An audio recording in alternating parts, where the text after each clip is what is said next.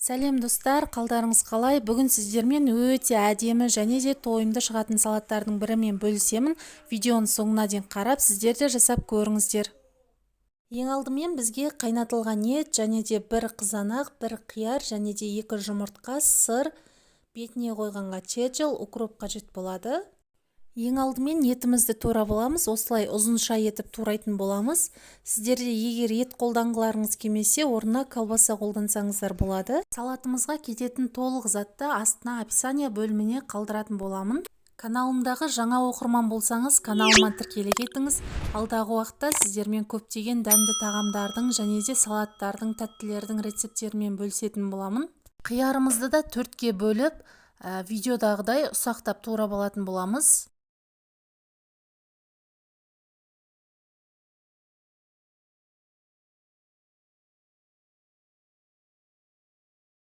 Енді қызанағымызды да түбінен тазартып, сулы жерлерін алып тастайтын боламыз.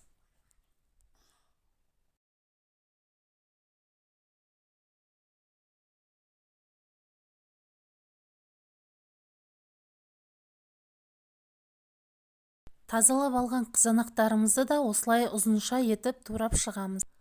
Салатымыздың құрамына кететін заттардың бәрін осылай ұзыншалап етіп турап алатын болсақ, біздің салатымыз өте әдемі болып шығатын болады. Сол үшін осылай ұзыншалап кесіп алыңыздар.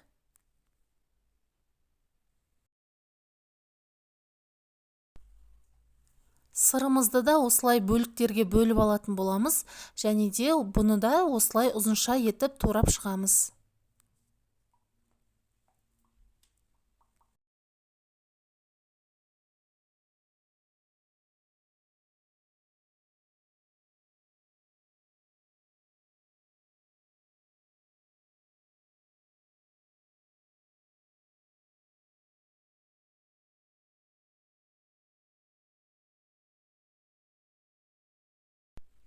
Енді жұмыртқаларымызды да осылай ұзынша етіп сарысынан ажыратпай турап алатын боламыз.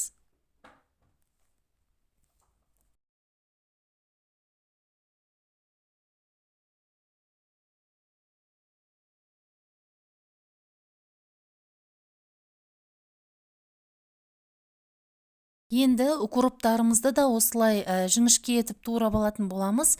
Сіздер укроптың орнына салат жапырақтарын қолдансаңыздар болады.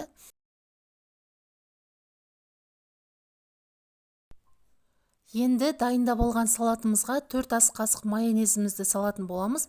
Және де қасықтың ұшымен кішкене тұзымызды салып, жақсылап араластырамыз.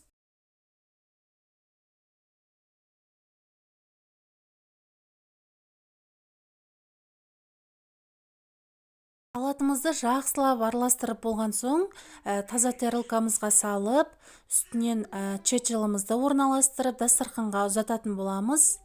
Салатымыз ең дәмді және де тойымды салаттардың бірі болып шығады. Әсіресе қонақ келген кезде жасап қойсаңыздар, өте дастарханның көрігін беріп, өте әдемі болып тұрады.